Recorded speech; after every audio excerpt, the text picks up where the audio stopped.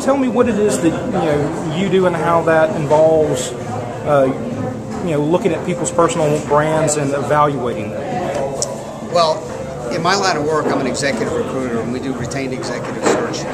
Our company's called the Human Capital Group. Mm-hmm. The premise being that your most important asset in any company or organization are your people, your human capital. Mm-hmm. Your human capital have a choice where they invest that capital. So where years ago we had an economy where people would take a job at a very early age, mm-hmm. pretty much work there their entire careers, retire, get the gold watch, and that would be it. Today people are much more mobile. I don't see people with resumes where there's 1 or 2 jobs in a 20, 30, 40-year career. You see people develop, grow, and change. They are the brand. Not only do companies get to invest in the kind of human capital they think will help get them where they want to be, but the candidates themselves, Daniel, get a chance to choose where they want to invest their capital. So me as a candidate, now companies are now competing for the top talent. And quite frankly, the top talent is in shorter supply and will continue to be in shorter supply as the baby boomers retire.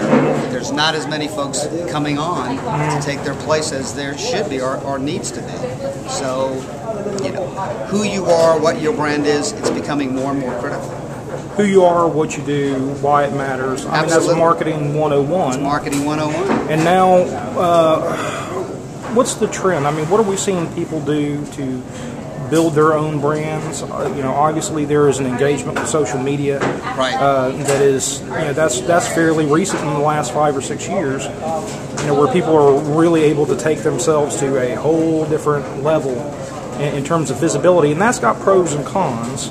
What do you see going on?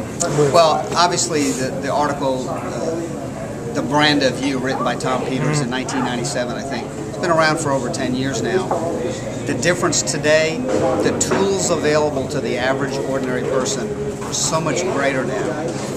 Twitter, Facebook, LinkedIn, all of the social media, blogging, video, digital resumes now, where not only can you, it's almost like speed dating, not only can you see someone's credentials, backgrounds, skills and experiences, but you can see a picture of them. Now there's an issue in the HR circles about whether or not that's appropriate, because it opens yourself up to discriminating against people based on the way they look, maybe their religion, their race, what have you. But essentially, we live in a digital visual age now, the YouTube hoo-hoo age.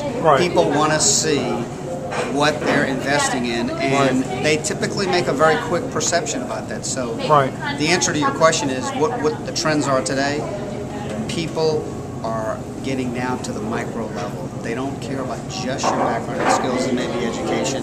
They want to know what's your culture, what's your belief system, and are you the type of person I want to come to work and be around on a daily basis. Right. So, now instead of reading on a resume, I'm a good communicator, I'm a good people person. You can see an example of it on a video resume or in a YouTube clip. Or you go to their Facebook and you see their photos and you see the kind of people they associate with, the groups that they are fans of. All those things tell you something more about that person, and it develops the brand in a deeper, grander way.